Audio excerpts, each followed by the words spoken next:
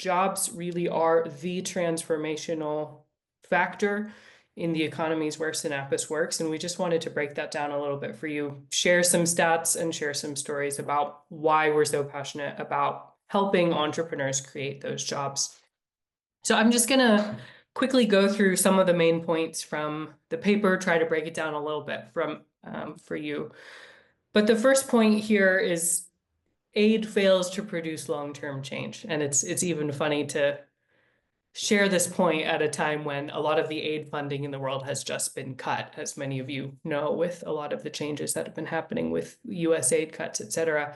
So Synapis is very much understanding that the right kind of aid is really critical. Aid is very important in the right context. So we're not saying aid is bad. What we're saying is aid doesn't produce the same kind of change in every case, depending on where you're putting that aid money. It needs to be used in the right way.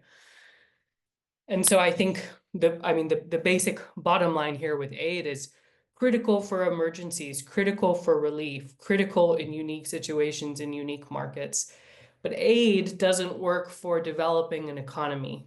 So in terms of how does an economy grow? How does an economy become? Kind of get out of this emerging market status and into the developed economy pool. Aid doesn't do that.